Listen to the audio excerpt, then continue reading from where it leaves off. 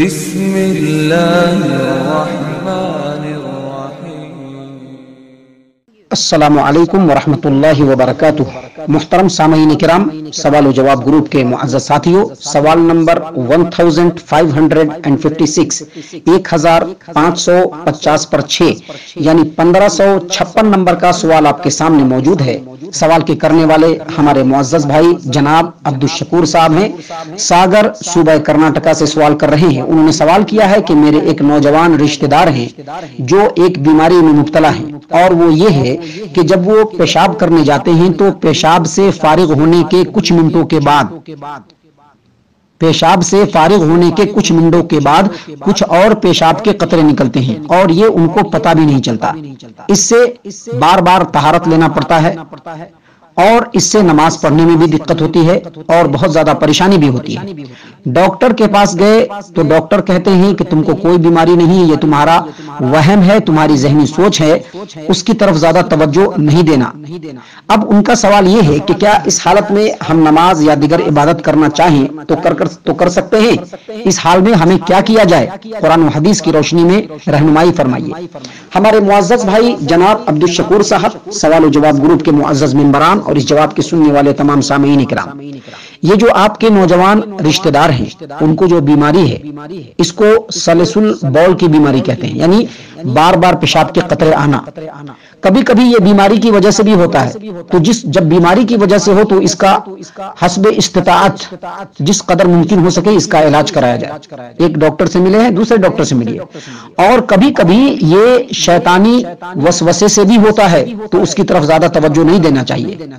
اور اگر پیشاب کے قطرے بار بار آتے ہیں تو کوشش یہ کرنی چاہیے کہ محسوس ہو تب سمجھے کہ پیشاب کا قطرہ آیا۔ ابھی جیسا آپ نے بتایا کہ ان کو پتہ نہیں چلتا ہے، تو جب پتہ نہیں چلتا ہے تو اس کی ذمہ داری ان کے سر پر نہیں ہے۔ اور اگر پیشاب کے قطرے کنٹینیو آتے ہی رہتے ہیں تو اس کو روکنے کی کوشش کرے، لیکن نماز پڑھے، یعنی پہلے جائے پیشاب کر لے، پیشاب کرنے کے بعد جو آلہ تناسل ہے، جو پیشاب کی جو جگہ ہے، اس کو روئی وغیرہ سے باندھ لے، یا پھر لفافے وغیرہ میں باندھ کر کے اس کو یہ کر لے، اور جا کر کے نماز پڑھے۔ اور اس کو یہ بھی کرنا چاہیے کہ کچھ دیر پہلے، یعنی جب نماز جماعت کا وقت ہو اس سے کچھ دیر پہلے وہ چلا جائے استنجا کرنے، اور خوب اچھی طریقے سے پیشاب کرنے کے بعد ٹھنڈے پانی سے وہ اپنے پیشاب کے راستے کو دھوئے، کیونکہ ٹھنڈا پانی سے دھونے سے وہ جو سلسلے ہوتے ہیں قطرے کے وہ رک جاتے ہیں۔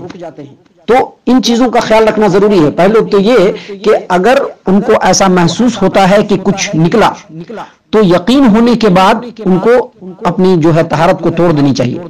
اور ان کو اگر ایسا لگتا ہے کہ کنٹینیو پیشاب آتا ہی رہتا ہے تو پیشاب کو روکنے کی کوشش کرنی چاہیے۔ کس طرح سے؟ روئی وغیرہ کو جو ہے اس کے مقام پر رکھ کر کے باندھ دینا چاہیے، یا پھر کسی لفافے میں اس کو لپیٹ کر کے رکھ دینا چاہیے، تاکہ جو قطرات گرے اسی میں رہے، اور وہ اس حالت میں وضو وغیرہ کر کے نماز پڑھ سکتا ہے۔ کیونکہ اللہ تبارک و تعالیٰ نے کسی بھی بندے کو اس کی طاقت سے زیادہ اس کے اوپر بوجھ نہیں ڈالا ہے۔ اب یہ بیماری ہے تو پھر دوسرے ڈاکٹر سے مل کر کے اس کا اچھے سے علاج کرائے۔ اگر بیماری نہیں تو اس پر توجہ نہ دے، توجہ بالکل نہ دے، اور جیسے عام معمول کے مطابق نماز پڑھ رہا ہے، دوسری عبادتیں کر رہا ہے، کرتا رہے۔ لیکن اگر یہ حالت ہو کہ کنٹینیو آ رہا ہے پیشاب، تو ایسی صورت میں اس کو کسی بھی طرح سے اس قطرے کو روکنے کی کوشش کرنی چاہیے، یا تو روئی کو رکھ کر کے اس کو باندھ دینا چاہیے، یا کسی لفافے کے اندر اس کو رکھ کر کے اس کو بند کر دینا چاہیے، اور پھر نماز وغیرہ پڑھنا چاہیے۔ اور کبھی کبھی ایسا بھی محسوس ہو کہ اس کو پیشاب لگا ہوا ہے اور وہ حالت نماز میں ہے، تو پھر اس کو چاہیے کہ وہ پیشاب کو روک کر کے رکھے، یا پھر کبھی استنجا کرنے کے لیے گیا ہے اور پیشاب کے قطرات رک نہیں رہے ہیں، تو ایسی صورت میں وہ پیشاب کو مؤخر کر دے اور بعد میں جا کر کے وہ نماز پڑھے، کیونکہ یہ اس کی بیماری ہے، اور اس بیماری میں اللہ تبارک و تعالیٰ نے اس کے لیے رخصت دی ہے۔ ہمارے معزز بھائی، بالکل یہی فتویٰ جو میں نے آپ کو بتلایا ہے، فتاوی اسلامیہ سعودی عرب کی مستقل فتویٰ کمیٹی ہے، جو کبار اہل علم کے نگرانی میں تیار ہوئی کتاب ہے، اس کے volume number 1 page number 271، volume number 1 page number 270 اور 271 دونوں پیج کے اوپر یہ فتویٰ موجود ہے۔ اللہ سے دعا ہے کہ اللہ تبارک و تعالی ہم تمام کو نیکیوں کے کام میں بڑھ چڑھ کر کے حصہ لینے کی توفیق عنایت فرمائے۔ آمین یا رب العالمین۔ وما علینا